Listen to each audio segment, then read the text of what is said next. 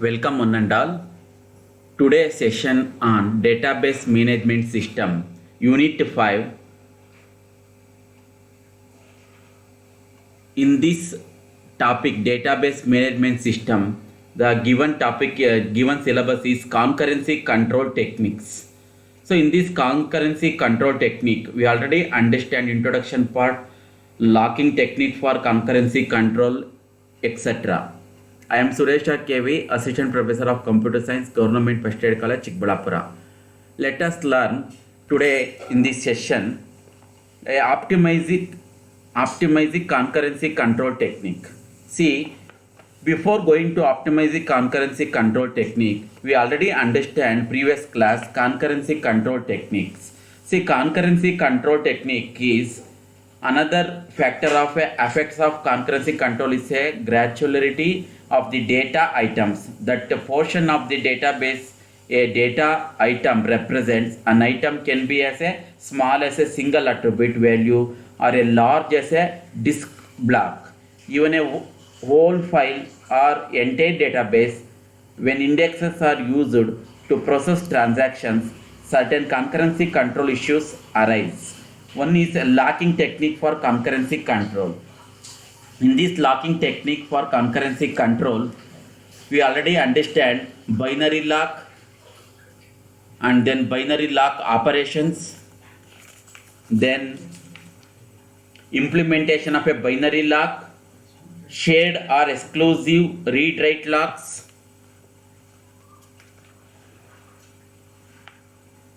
conversion of locks, two-phase locking, 2PL. The 2PL expansion of 2PL is two-phase locking, expanding or growing phase, shrinking phase, and problem caused by the use of locks. In this problem caused by use of locks, one is deadlock and starvation. So deadlock you already understand previous class. What is deadlock? How it will occur for deadlock? How to prevention of deadlock? To solve the problem of deadlock and all you already understand. And deadlock prevention protocols, wait day scheme, wound wait scheme, no waiting algorithm, cautious waiting algorithm, deadlock detection and timeouts. Then starvation. What is starvation? Definition of starvation, and in these starvation examples. Then concurrency control based on timestamp ordering. In this timestamp is a unique identifier created by the DBMS to identifying transaction. Timestamp values are assigned in the order in which the transactions are submitted to the system. A timestamp can be thrown off as the transaction start time. The timestamp of transaction T can be referred by TS of T. The timestamp can be generated in two ways. A counter can be used to increment each time its value is assigned to a transaction.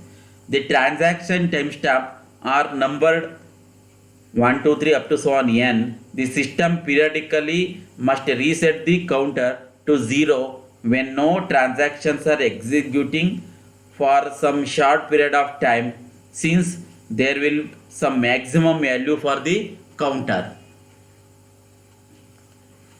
Second important point of concurrency controls based on the timestamp ordering method is to implement timestamp using the current date time value of the system clock and ensuring that no two timestamp values are generated during the same tick of the clock. So this is the idea behind in concurrency control based on the timestamp ordering. So next, after that one, timestamp ordering, timestamp values, read of TS of x and write of TS of x. These are all coming under what? Timestamp values. And then basic timestamp ordering. The important points, some cases of transaction of basic timestamp ordering and all we already understand. Thomson Wright rules, strict timestamp ordering, This and all we already understand. So once again I will go through a strict time stop ordering. This method ensure that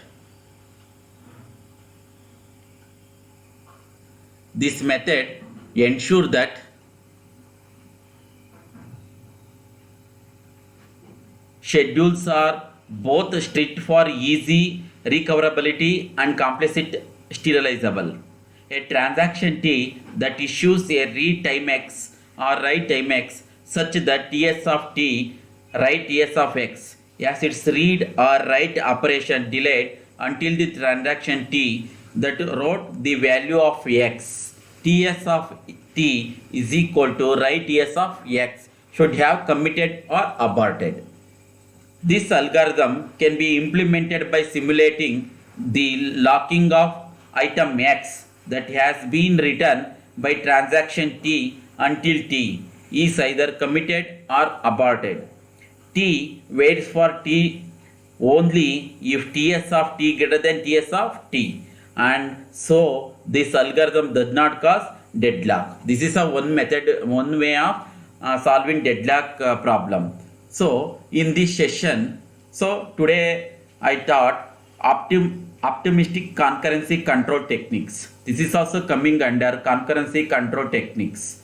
So in this session, the content covered in this session is optimistic concurrency control techniques, then 3 phases of execution of transaction. Apart from 3 phases of execution of transaction, point number 1 is read phase.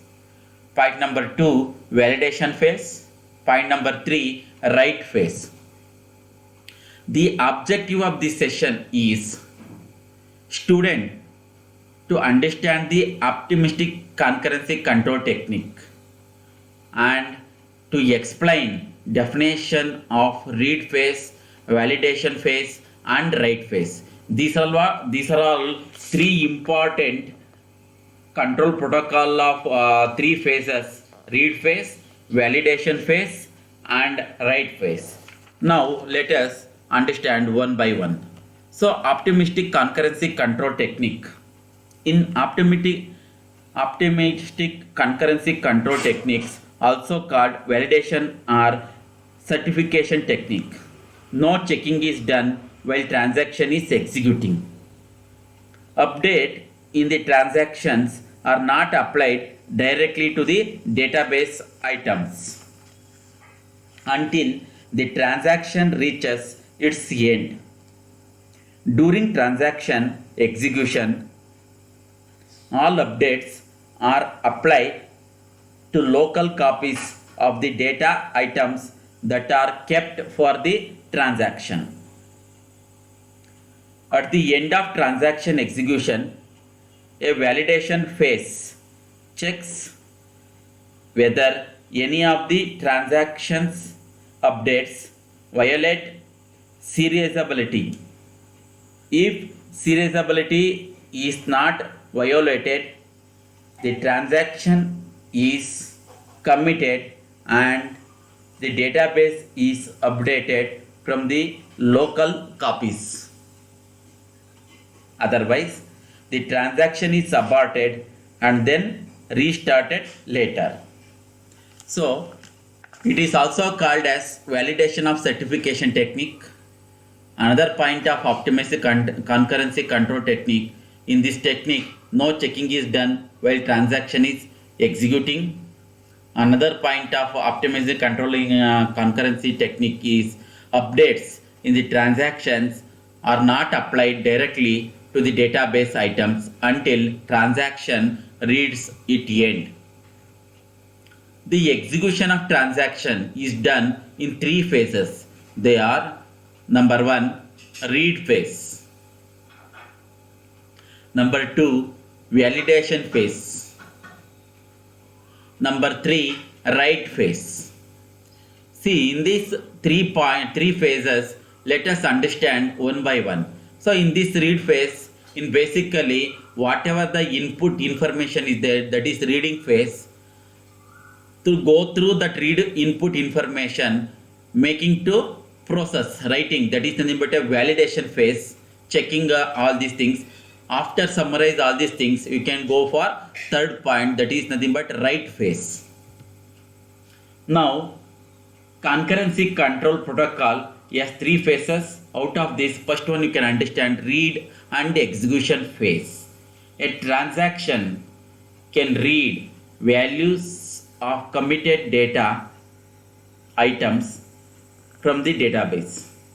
Updates are applied only to local copies of the data items kept in the transaction work phase. This is read phase. And also, a transaction can read values of committed data items from the database. Another point, updates are applied only to local copy of the data items. This is read phase. So second important phase is validation phase. In this name indicate validation, the validation occurs, means checking is performed to ensure that serializability will not be violated.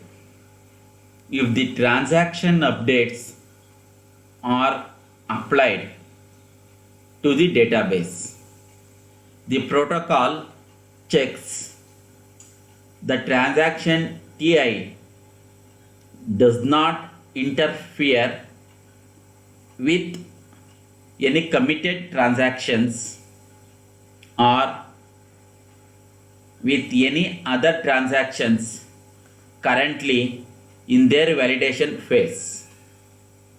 To summarize all these things, in this validation phase, a transaction T of I performs a validation test to determine if local variables can be written without violating serializability. This is validation phase of second phase of concurrency control protocol. The third phase of concurrency control protocol is write phase. As name indicate write, this is a third important phase. If the validation phase is successful,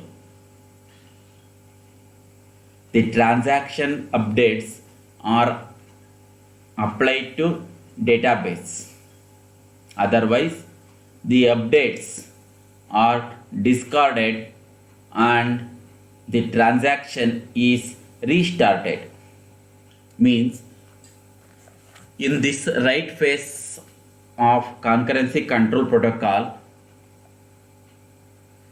if transaction is validated, the updates are applied to the database. Otherwise, transaction is rolled back. This is write phase of concurrency control protocol.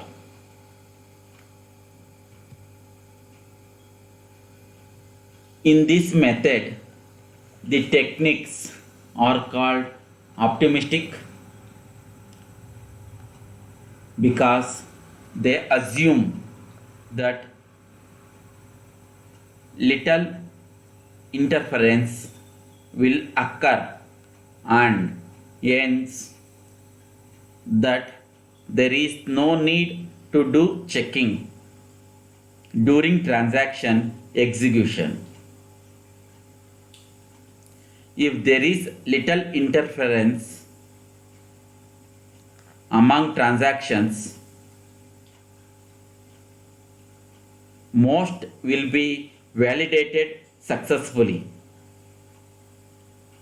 If there is much interference, many transactions that execute to completion will have their result discarded and must be restarted later. The write sets means a set of items that a transaction writes, and read sets means set of item the transaction reads must be kept by the system. The start and end items